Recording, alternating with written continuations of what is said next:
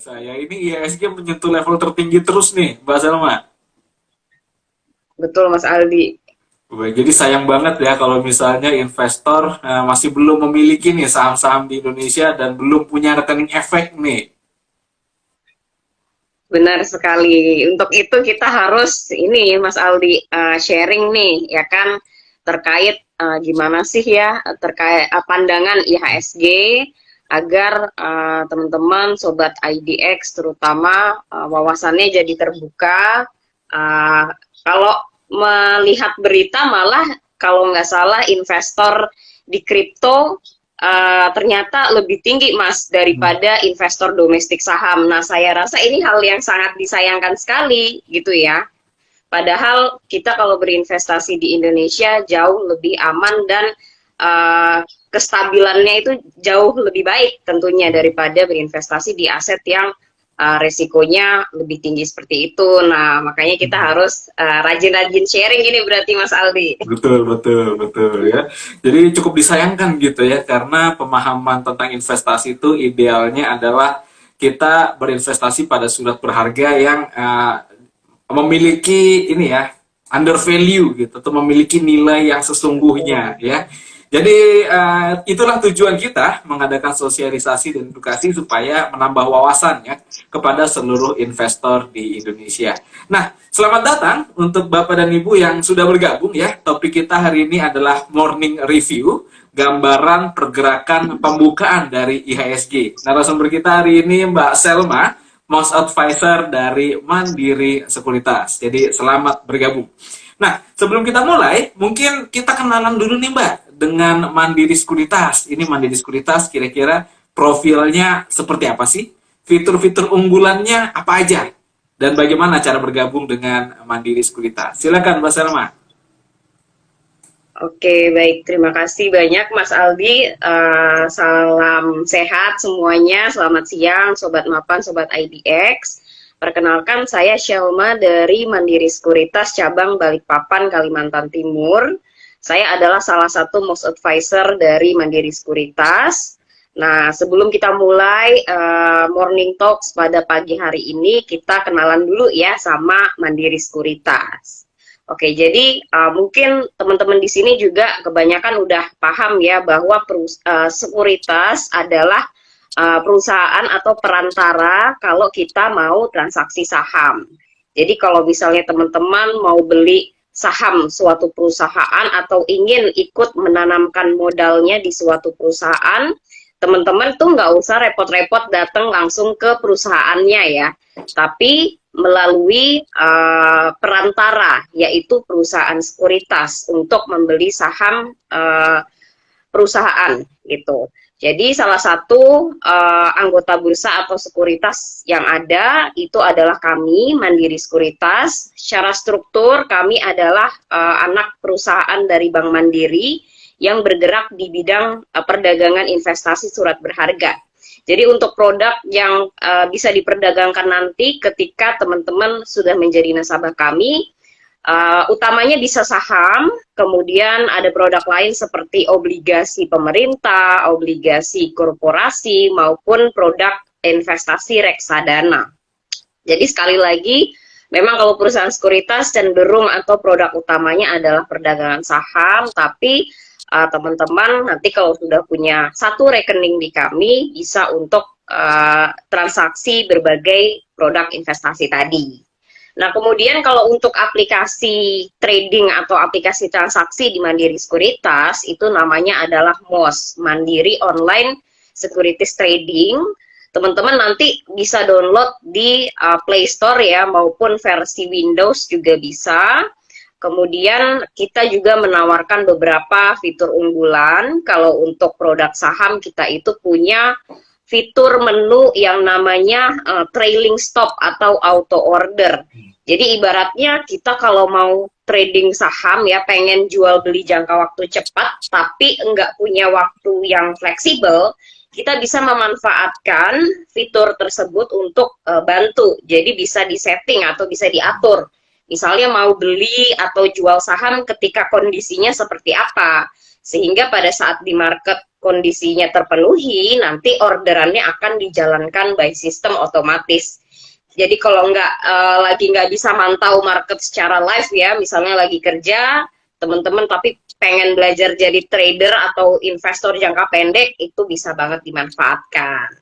Gitu. Kemudian yang tadi ya, kalau di Mandiri Sekuritas bisa transaksi berbagai produk tadi, sehingga tidak cuma saham, sehingga teman-teman barangkali yang pengen nyoba bertahap mulai dari reksadana dulu, kemudian atau mau mulai dari obligasi negara dulu yang lebih aman, itu juga bisa gitu, bertahap biasanya ya investasinya ya.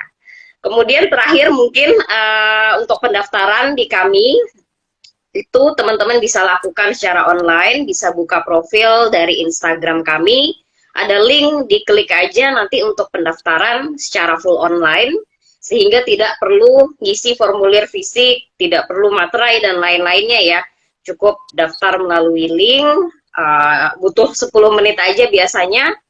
Dokumen yang perlu disiapkan KTP, NPWP, serta perlu rekening pribadi Bank Mandiri gitu. Oke Mas Aldi. Baik, luar biasa ya. Jadi Mandiri Sekuritas merupakan anak usaha ya dari Bank Mandiri TBK gitu. Jadi kalau integritasnya pasti udah oke banget gitu ya. Dan juga Mandiri Sekuritas merupakan salah satu sekuritas dengan transaksi paling tinggi ya di Bursa Efek ya. Dan kemudian fitur dan produknya pun banyak banget yang ditawarkan. Ada bisa bersifat ekuitas atau saham ya. Kemudian pendapatan tetap, obligasi negara dan obligasi swasta, kemudian juga bisa bertransaksi reksadana. Jadi pilihan instrumennya lengkap banget nih. Dan terakhir kalau mau bergabung silakan follow Instagram dari Mandiri Sekuritas untuk bisa mendapatkan informasi lebih lanjut ya. Tapi lebih spesifiknya bisa secara online ya Mbak Selma ya. Jadi nggak perlu repot-repot datang, ataupun kalau punya kesempatan ya ada waktu gitu silakan datang ya. Dan kebetulan di Kalimantan Timur sendiri udah ada nih perwakilannya ya Mandiri Sekuritas. Jadi silakan ya. Sekarang adalah waktu yang tepat untuk kita berinvestasi. Baik, terima kasih perkenalannya Mbak Selma. Sekarang kita masuk ke topik utama kita nih ya, morning review ya. Kira-kira bagaimana sih pergerakan IHSG pagi ini? Mungkin kita bisa buka dengan perkembangan pasar internasional nih, Mbak Selma. Seperti yang diketahui, beberapa hari ini Bursa Wall Street ini 4 hari berturut-turut mengalami penguatan nih. Nah, mungkin kita bisa sedikit komentar ya terkait pasar internasional. Silakan, Mbak Selma. Oke, baik. Jadi teman-teman, Sobat Mapang, Sobat IDX, memang kalau kita membahas terkait bursa saham lokal atau Indonesia, itu kita perlu terlebih dahulu untuk menganalisis atau membahas terkait perkembangan bursa saham internasional atau global. Utamanya adalah bursa saham Amerika. Karena bursa saham Indonesia kita ini erat kaitannya dengan pergerakan bursa global juga. Oke, jadi kita bahas dulu untuk market internasional ya, teman-teman. Untuk pada penutupan market tadi malam, Selasa 29 Maret, itu bursa Wall Street kompak menguat kembali setelah 4 hari naik berturut-turut. Jadi indeks Dow Jones Amerika ditutup naik 0,97% menjadi 35.294. Kemudian indeks S&P 500 itu naik 1,23%, lalu indeks Nasdaq Composite juga naik 1,84% menjadi 14.619. Nah, kenaikan dari pasar saham Amerika tersebut itu memang ditopang oleh optimisme menuju kesepakatan atas penyelesaian konflik geopolitik antara Rusia dan Ukraina. Jadi kesepakatan, jadi pada pemberitaan terakhir ya teman-teman, itu kabarnya Rusia mulai berjanji untuk mengurangi operasi militernya di sekitar kota Kiev dan daerah utara Ukraina. Nah, sementara dari negara Ukraina sendiri itu juga mengusulkan untuk mengadopsi status netral. Hal itu merupakan sinyal pertama ya menuju perdamaian dalam beberapa minggu ini. Jadi kalau teman-teman di sosmed atau di berita tentunya kita lihat bahwa lagi ada konflik geopolitik antara Rusia dan Ukraina, ada kirim-kiriman misil atau bom. Nah, kabar terakhirnya hal itu sudah mulai redam atau mulai berkurang. Jadi antar kedua negara sudah mulai ada inisiatif nih untuk berdamai. Nah, tentunya hal itu berdampak positif terhadap bursa global. Buktinya adalah bursa saham Amerika yang menunjukkan penguatan 4 hari berturut-turut tadi. Kemudian selain itu, kalau kita beralih ya ke harga komoditas dunia, terutama minyak dan beberapa komoditas lainnya, itu juga saat ini sudah menunjukkan sinyal penurunan harga. Jadi memang kalau untuk harga komoditas dunia kita lihat year to date itu kenaikannya luar biasa ya teman-teman. Seratusan persen itu ada gitu, dan itu menyebabkan kekhawatiran terkait inflasi dunia yang dapat terjadi gitu. Nah, dengan adanya penurunan akhir-akhir ini memberikan sinyal bahwa kekhawatiran itu mulai redam. Lalu yang terakhir di sisi lain, baru-baru ini yield US Treasury itu juga menunjukkan kondisi inversion curve untuk pertama kalinya sejak September 2019. Jadi kalau secara historikal adanya inversi dari kurva yield US Treasury itu biasanya memberikan sinyal yang cukup negatif terhadap perekonomian global karena biasanya menjadi alarm awal akan terjadinya resesi ekonomi. Nah, namun beberapa analis ini berpendapat bahwa memang biasanya resesi itu didahului oleh inversi US Treasury, namun tidak semua inversi kurva tersebut dapat mengakibatkan resesi ya, terutama dari kabar positif antara Rusia dan Ukraina tadi. Analis berpendapat bahwa hal ini sepertinya hanya sementara aja, jadi kita nggak perlu khawatir sih, walaupun kemarin ada kabar terkait kurva inversi ini gitu. Oke, ya. Itu untuk perkembangan market internasional, Mas Aldi.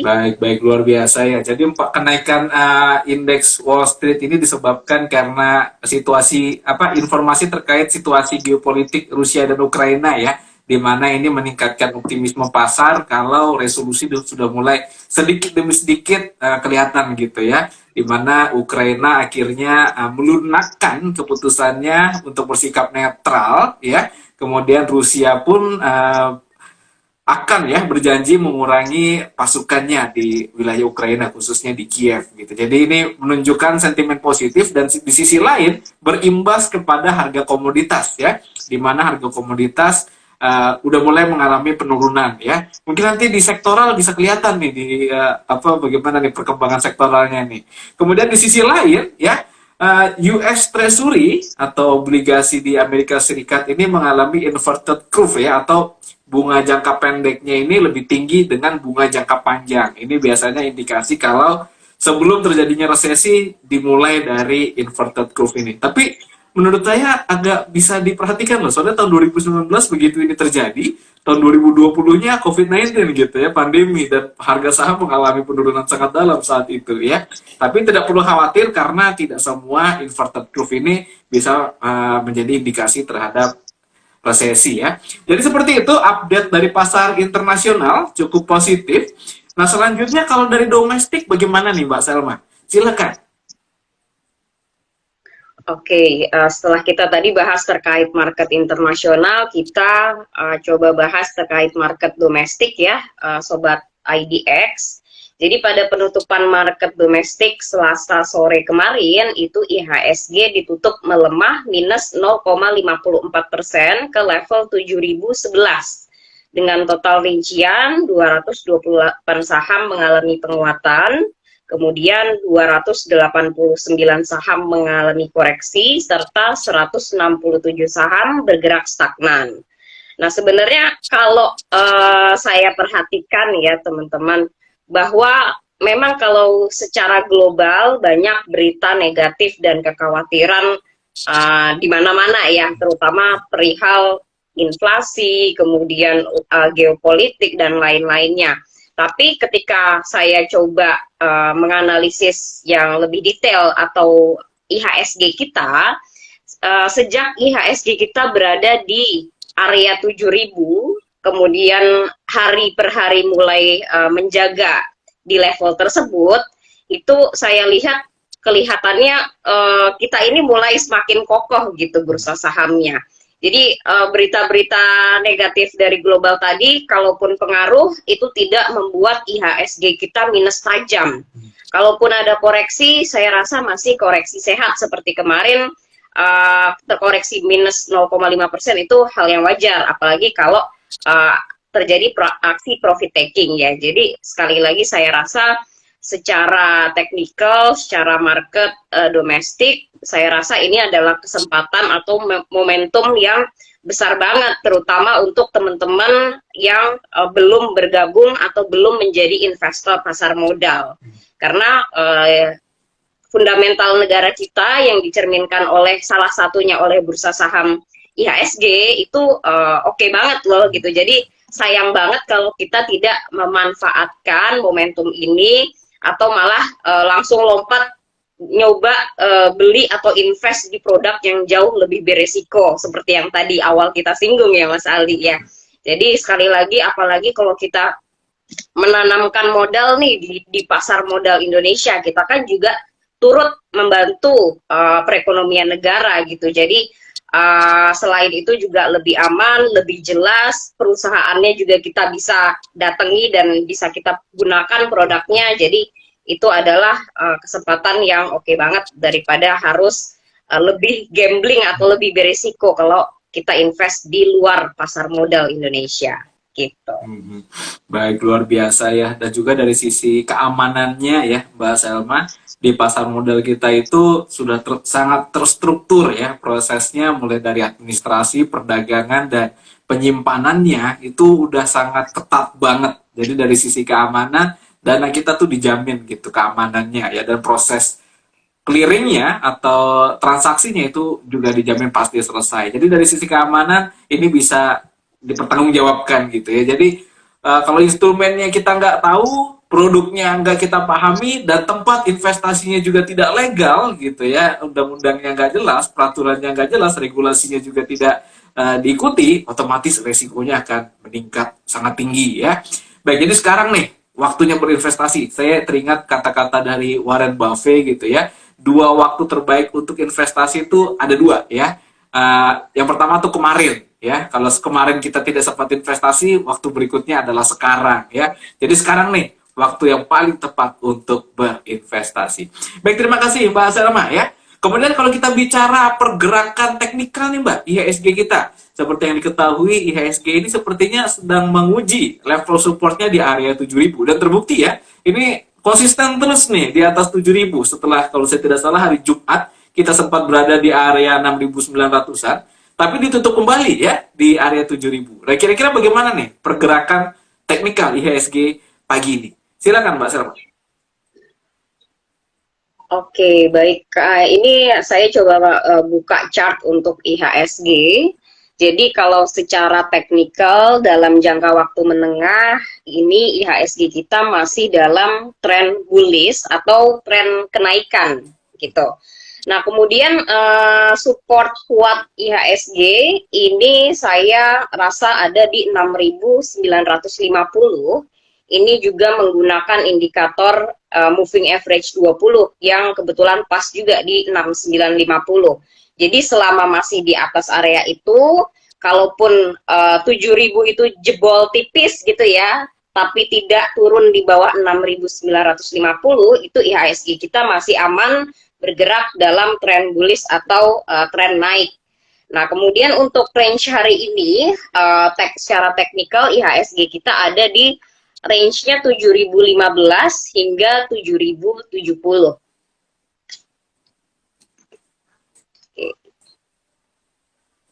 Baik, jadi baik. Ya silakan, ada yang mau ditambahkan?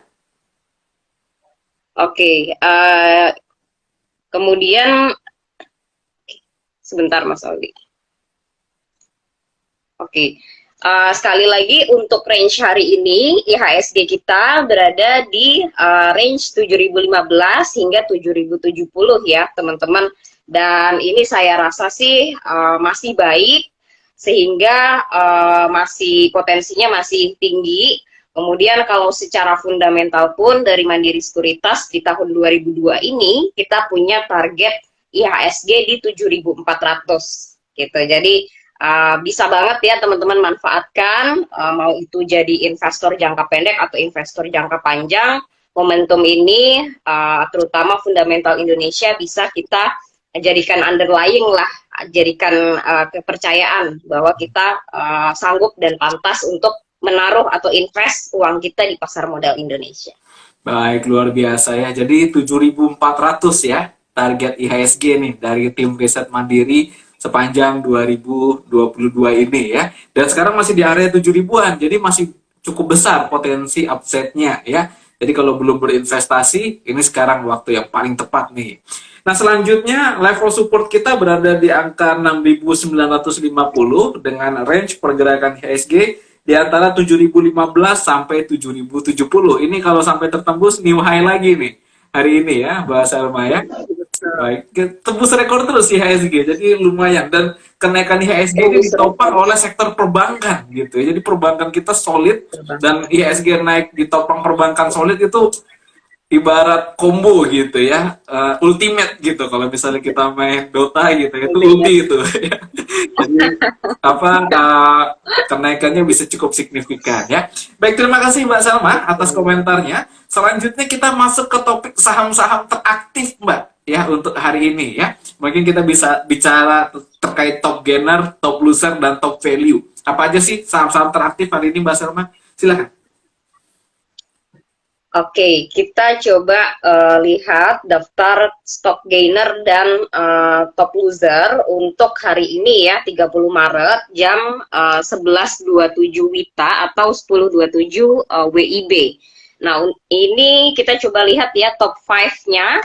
Pertama ada dari saham Mitra Bara Adi Perdana dengan kode sahamnya MBAP, itu naik 470 poin ke harga 4.370. Lalu di posisi kedua ada saham Bank Jago dengan kode saham Arto. Itu naik 325 poin ke harga 14.300. Berikutnya di posisi ketiga ada dari saham Duta Pertiwi dengan kode saham Duti. Naiknya 250 poin ke harga 4.080. Lalu di posisi keempat ada dari Gudang Garam, naik 200 poin ke harga 31.025. Yang terakhir di posisi kelima ada dari saham Prima Andalan Mandiri dengan kode saham MCOL dengan kenaikan 200 poin ke harga 4.100. Oke, itu untuk top gainernya ya. Kemudian kita coba beranjak ke daftar top loser kita pada siang hari ini. 5 top loser pertama dari Inti Bangun Sejahtera dengan kode saham IBST itu turun 475 poin ke harga 6.900. Lalu di posisi kedua ada dari saham Indo Tambang Raya Megah ITMG turun 275 poin ke harga 28.700. Di posisi ketiga ada dari saham Berkah Beton Sadaya dengan kode saham BEPS itu turun 220 poin ke harga 4.330 per lembar saham. Lalu di posisi ketiga ada dari saham Maskapai Reasuransi Indonesia, kode sahamnya MREI, turun 220 poin ke harga 3.230. Lalu di posisi terakhir kelima ada dari saham Sona Topaz Tourism, kode sahamnya Sona. Itu turun 200 poin juga ke harga 3.310. Baik. Oke, ya siap itu. Untuk saham-saham yang top value, Mbak. Oke, kita coba lihat untuk saham berdasarkan top value pagi ini. Pertama ada dari saham Metro Healthcare Indonesia dengan kode saham CARE. Nah, kemudian di posisi kedua ada dari Unilever. Lalu yang ketiga dari saham Berkah Beton Sadaya tadi, BEBS. Di posisi keempat ada dari saham Adaro Minerals, ADMR, dan yang kelima dari saham Bintang Auto Global, kode sahamnya BOGA. Itu untuk top value 5 teratas. Baik, ya, dari 5 top value ini yang menarik perhatian saya UNVR, Mbak, Unilever ya. Ini cukup signifikan ya kenaikannya secara teknikal dan juga menyambut Ramadan ya, bulan puasa ini biasanya konsumer ini cukup, sektor konsumer ini cukup menjadi ini ya, pilihan gitu bagi para investor. Baik, terima kasih Mbak Selma. Berikut informasi terkait saham-saham teraktif ya pagi ini. Nah, selanjutnya mungkin kita bisa bicara komentar Mbak Selma nih ya. Kira-kira bagaimana sih atau hal-hal apa aja ya yang perlu diperhatikan oleh investor terkait pergerakan IHSG hari ini? Silakan Mbak Selma. Oke, baik. Mungkin seperti yang tadi kita bahas aja ya untuk teman-teman Sobat IDX, Sobat Mapan. Sekali lagi kami sangat mengarahkan masyarakat atau kita sebut teman-teman untuk berinvestasilah di pasar modal Indonesia. Karena data terakhir menunjukkan bahwa ternyata lonjakan investor baru di cryptocurrency ya seperti Bitcoin dan teman-temannya itu malah ternyata jauh lebih tinggi daripada pertumbuhan investor pasar modal Indonesia. Padahal kalau kita belajar ya, dicoba pahami lebih detail, terutama kalau masih awam atau masih baru di dunia investasi, itu kalau langsung lompat ke instrumen seperti itu sangat tinggi resikonya dan perlu diwaspadai gitu ya. Jadi salah satu lompatan atau arah yang baik itu kami selalu arahkan teman-teman untuk cobalah berinvestasi di pasar modal Indonesia karena kita kan warga negara yang baik nih, WNI yang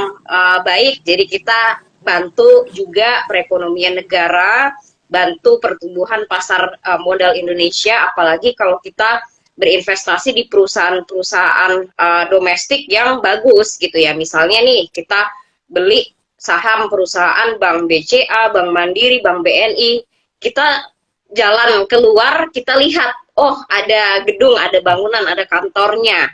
Jadi kita itu berinvestasi underlying-nya jelas gitu ya, ada manajemennya, ada pegawainya. Sedangkan kalau kita berinvestasi di produk seperti tadi, kripto, kita kan tidak benar-benar paham ya bagaimana itu pergerakannya lah, underlying-nya seperti apa, bahkan pemilik dan pengatur atau regulatornya siapa itu tidak transparan ya teman-teman. Jadi kalau kita punya uang, kita aja nyarinya udah mati-matian ya, kita harus mengelola atau menginvestasikannya di instrumen yang jelas dan aman. Nah, yaitu pasar modal Indonesia melalui misalnya produk saham kita turut ya membantu perekonomian dan membantu perusahaan domestik. Gitu aja sih Mas Aldi. Okay. Baik, luar biasa ya. Jadi memang perilaku investasi kita ini, perilaku masyarakat kita ya Mbak ya, kalau berkaitan sama investasi itu adalah FOMO ya, fear of missing out gitu. Jadi kalau misalnya di sosial media nih lagi diomongin, di Telegram atau di grup itu lagi diomongin instrumen investasi yang beresiko tinggi gitu ya, itu justru diminati karena apa istilahnya ya, kurangnya pemahaman dan juga keinginan untuk mendapatkan keuntungan sebesar-besarnya dan secepat-cepatnya ya. Jadi itu salah satu perilaku yang harus dihindari jika kita berinvestasi ya. Jadi tadi yang sudah disampaikan oleh Mbak Selma, investasilah di tempat yang peraturannya sudah jelas ya, regulasinya udah ada dan dilindungi oleh undang-undang. Salah satunya di pasar modal ya. Dan terlebih lagi khususnya di aset kripto ini belum mendapat fatwa syariah ya dari DSN MUI dan bahkan dikategorikan sebagai haram gitu, produk haram ya. Jadi kalau di pasar modal tidak ya, kita sudah mendapatkan fatwa syariah ya, DSN nomor 80 dari MUI. Jadi dari sisi itu aja seharusnya udah jadi pertimbangan investor nih. Kalau kita mau menempatkan dana kita haruslah di tempat yang baik dan benar ya. Jadi seperti itu ya tipsnya dari Mbak Selma. Terima kasih banyak. Nah kemudian Mbak, mungkin kita bisa lanjut ke segmen agenda emiten Mbak ya. Untuk hari ini kira-kira apa aja sih agenda emitennya? Silakan Mbak Selma. Oke, baik. Untuk agenda emiten hari ini, Rabu 30 Maret, itu ada jadwal tender offer dari emiten BFI Finance dengan kode saham BFIN. Kemudian satu lagi juga jadwal tender offer dari Trimegah Sekuritas dengan kode saham TRIM. Oke, jadi kalau teman-teman mungkin lihat bahkan dapat penawaran misalnya ya di email terkait tender offer atau mungkin baca berita apa sih tender offer. Jadi si emiten atau si perusahaan itu biasanya punya calon pemegang saham baru. Jadi mereka berencana untuk mengakuisisi investor sebelumnya, investor lama. Mereka mau menyerap kepemilikan masyarakat, mereka mau beli gitu ya. Jadi biasanya teman-teman dapat penawaran di email. Jadi kalau di Mandiri Sekuritas juga kita infokan kepada investor yang udah punya bahwa lagi ada tender offer loh, minat nggak untuk menjual sahamnya nasabah ke calon investor baru tersebut. Itu kemudian berikutnya ada jadwal pemberitahuan RUPS dari beberapa emiten.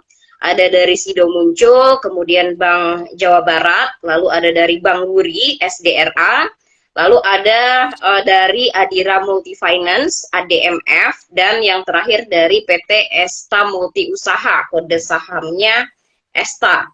Nah, yang terakhir kita juga sedang dalam masa penawaran umum IPO ya, dari tanggal 29 kemarin sampai 31 Maret besok untuk emiten PT Wir Asia WIRG yang bergerak di bidang rekayasa teknologi industri. Jadi yang ikut dalam pengembangan metaverse, NFT dan lain-lainnya. Gitu. Baik, ya, jadi seperti itu ya untuk agenda emiten hari ini. Ada tender offer ya. Ini cukup menarik nih. Tender offernya dilakukan oleh Trimegah ya. Betul ya, Trimegah atau Bevin? Trimegah betul ya? Baik, baik. Jadi ada pilihan untuk menjual sahamnya gitu ya. Apa yang dimiliki oleh investor. Jadi ingin menyerap saham yang dimiliki oleh publik. Jadi silakan kalau tertarik ya, tapi biasanya kalau permintaannya dari emiten, ini harganya nanti disesuaikan sama keinginan investor gitu saat ini ya, atau harga yang disetujui oleh emitennya saat RUPS. Jadi nanti pantau terus nih apakah nanti harga eksekusinya di atas harga pasar atau di bawah harga pasar ya. Jadi biasanya tindakan seperti ini bisa mempengaruhi harga sahamnya ya. Selanjutnya ada jadwal pemberitahuan ya untuk RUPS, ada beberapa tadi emiten yang sudah disampaikan, dan terakhir ada masa penawaran umum ya dari IPO PT Wir Asia Tbk dengan kode saham WIRG ya. Baik, jadi seperti itu untuk agenda emiten hari ini. Selanjutnya nih Mbak, kita masuk ke segmen terakhir. Apa aja nih saham-saham yang bisa diperhatikan oleh investor ya, saham-saham yang menjadi rekomendasi dari Mandiri Sekuritas. Silakan Mbak Selma. Oke, baik. Jadi untuk rekomendasi harian day trade dari Mandiri Sekuritas hari ini 30 Maret ada 5 saham, dan kebetulan ini saya rasa hampir semuanya didominasi saham yang berisiko. Artinya ini masuk golongan second liner atau third liner. Jadi teman-teman kalau mau membeli jangan lupa untuk dianalisis terlebih dahulu. Oke, pertama ada dari saham ESA, PT Surya Esa Perkasa ya. Itu kita rekomendasikan beli hingga target harganya di 1040. Kemudian untuk saham energi ini juga kita rekomendasikan beli, target harga di 180.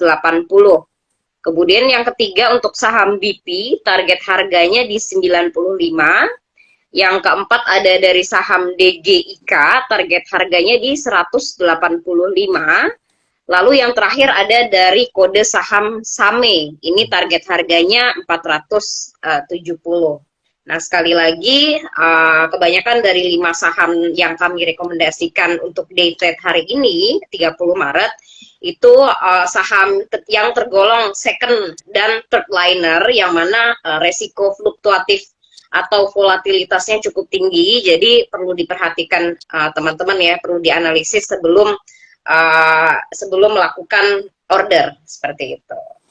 Baik ya, jadi itu ya rekomendasinya dari Mandiri Sekuritas, ada ESA, ada Energi ya, ENRG, kemudian ada BP, ada DGIK, dan ada SAME ya. Dan saham-saham ini merupakan kategori saham lapis 2, artinya risikonya tinggi, dan orientasi investasinya pun jangka pendek ya untuk trading. Jadi pastikan Bapak dan Ibu memahami trading plan-nya terlebih dahulu ya, sebelum kita melakukan keputusan apakah trading atau investing. Baik, terima kasih Mbak Selma atas informasinya. Ini luar biasa bermanfaat ya diskusi kita hari ini. Sekarang kita masuk ke sesi tanya jawab. Jika Bapak dan Ibu ada yang mau bertanya, silakan masukkan pertanyaannya ke kolom chat atau ke kolom Q&A ya, agar bisa dibahas bersama nih sama narasumber kita Mbak Selma. Silakan. Ini ada komentar dari Rian underscore KSP 18. Semangat Pak Aldila. Terima kasih Pak Rian. Pak Rian juga semangat hari ini Pak ya. Seiring dengan kenaikan IHSG gitu ya. Terima kasih Pak Rian. Ya silakan jika ada yang mau bertanya. Dari kolom chat sepertinya belum ada pertanyaan. Coba kita masuk ke kolom Q&A. Nah ini ada pertanyaan dari June Woman 24. Apa beda stock gain dan stock value, Mbak Selma? Silakan pandangannya. Baik, jadi untuk menjelaskan perbedaan antara, mungkin tadi pertanyaannya waktu kita lagi bahas top gainer dan top value ya sepertinya ya Mas Aldi. Jadi gini teman-teman, sebagaimana kita ketahui saham pergerakan IHSG atau bursa saham kita kalau lagi jam transaksi seperti hari ini sekarang itu tiap detik bisa berubah-ubah ya harganya, kemudian pertumbuhan dan pergerakannya baik itu naik atau turun. Nah kemudian terkait top gainer yang tadi saya sempat bacakan itu adalah 5 saham teratas yang kenaikannya paling tinggi berdasarkan kenaikan harga sahamnya. Kemudian bedanya dengan top value adalah kalau secara top value berarti kita sortir berdasarkan total transaksi yang telah berhasil dilakukan di bursa. Mungkin bahasa ininya apa ya Mas Aldi ya? Top value itu memang berdasarkan nominalnya ya, nominal transaksi gitu. Jadi pergerakan terbesar uang investor pagi ini tuh di saham apa sih gitu. Nah itu bedanya ya tadi kalau untuk top value. Baik ya, jadi Semoga mencerahkan. baik ya. Jadi mungkin sedikit ditambahkan ya, kalau top value itu adalah saham-saham yang memiliki nilai transaksi paling tinggi dalam bentuk rupiah. Gitu. Jadi kalau misalnya ada saham ditransaksikan dengan nilai 10 miliar atau 20 miliar, jadi itu kan value-nya ya, nilai transaksinya. Kemudian kalau top gainer itu dalam persentase. Jadi saham apa yang mengalami kenaikan tertinggi hari ini? Ada saham yang naiknya sampai 10%, ada yang naiknya 25% atau 35%. Jadi satuannya persentase ya. Jadi bedanya mungkin di situ ya, Mbak Selma sedikit menambahkan tadi yang sudah dijelaskan Mbak Selma dengan baik ya. Semoga terjawab ya. Terima kasih pertanyaannya Junes Woman 24 ya. Silakan jika ada yang mau bertanya kembali bisa memasukkan pertanyaannya ke kolom chat atau ke kolom Q&A ya.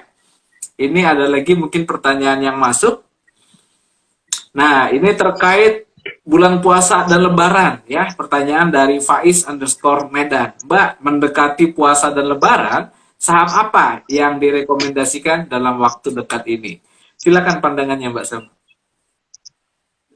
Oke, jadi biasanya kalau secara cyclical ya, atau kalau ketika ada momentum tertentu, seperti kita menjelang Ramadan, menjelang Lebaran, biasanya yang selalu masuk watchlist atau pantauan dari investor ya, itu adalah sektor retail. Jadi misalkan nih sahamnya Matahari, Ramayana, kemudian MAP gitu ya, karena walaupun pandemi, saya rasa masyarakat itu tetap tidak ingin kehilangan momentum untuk beli baju lebaran gitu. Jadi momentum-momentum seperti itu bisa kita manfaatkan. Biasanya memang jangka pendek sehingga teman-teman harus analisis juga ya terlebih dahulu. Kemudian biasanya sektor pangan seperti misalnya unggas itu juga bisa diperhatikan. kelihatannya sektor perunggasan ini juga udah mulai ada volatilitas sih Mas Aldi, walaupun belum Ramadan, menjelang Ramadannya udah mulai ada pergerakan gitu. Baik, jadi seperti itu ya, biasanya poultry ya, unggas ya, jadi mengalami kenaikan, kemudian sektor retail dan sektor consumer good gitu ya Mbak ya, yang biasanya kenaikannya diantisipasi oleh investor menjelang dua waktu ini. Jadi seasonal gitu, kenaikannya seasonal ya. Baik, terima kasih pertanyaannya, Faiz underscore Medan, semoga terjawab. Nah, kemudian silakan jika ada yang mau bertanya bisa memasukkan pertanyaannya ke kolom chat atau ke kolom Q&A ya. Baik. Mungkin pertanyaan terakhir dari saya nih Mbak Selma, karena berhubung waktu sudah hampir menunjukkan pukul 12 WITA ya. Kira-kira sektor komoditas atau sektor batu bara yang berkaitan sama energi ini masih bagus nggak sih Mbak kalau kita perhatikan, atau justru saatnya kita sudah mulai beralih nih ke sektor-sektor lain yang belum mengalami kenaikan? Silakan pandangannya Mbak Selma. Oke, baik Mas Aldi. Jadi memang dimulai kenaikan harga komoditas dunia itu kan mulai tercermin di laporan keuangan full year 2021 dari para emiten khususnya sektor batubara ya. Jadi mereka mulai merasakan spike atau lonjakan laporan keuangan yang sangat gemilang gitu. Nah, kemudian memang pergerakan sahamnya pun lebih ngekor dari pergerakan harga komoditasnya. Lalu kalau saya rasa komoditas ini memang cukup tricky dan kita harus lincah dan jeli, Mas Aldi dan teman-teman. Jadi kalau saya boleh bilang, memang saya lebih ngarahkan nasabah kalau komoditas untuk jangka pendek aja. Kalau untuk jangka panjang itu proyeksinya jauh lebih sulit. Nah, biasanya akhirnya nasabah cenderung untuk ditradingkan aja, baik itu trading jangka pendek ataupun jangka menengah, namun tidak untuk di invest dalam jangka waktu yang sangat lama. Karena kita juga perlu bercermin ya, pergerakan harga komoditas dunia ini mulai ada penurunan, pelemahan, kayak tadi kita sempat singgung bahwa konflik geopolitik Rusia-Ukraina ini juga pelan-pelan mulai mereda. Kalau kita sebelumnya inflasi tinggi di global di Amerika itu terjadi karena pasokan dari komoditas yang sedikit, nanti pelan-pelan kalau misalnya Rusia dan Ukraina mulai berdamai ya, itu kan stok komoditas dunia akan lancar kembali karena Rusia adalah salah satu pemasok komoditas terbesar di dunia. Jadi kalau nanti secara global sudah mulai damai, stok komoditas perdagangan dunia sudah mulai lancar, saya rasa masa dari kejayaan komoditas salah satunya batu bara pasti akan beralih ya mungkin ke sektor lainnya. Jadi sekali lagi kalau untuk komoditas salah satunya batu bara, saya rasa untuk jangka pendek aja, kalau untuk jangka panjang mungkin harus dianalisis lebih detail lagi.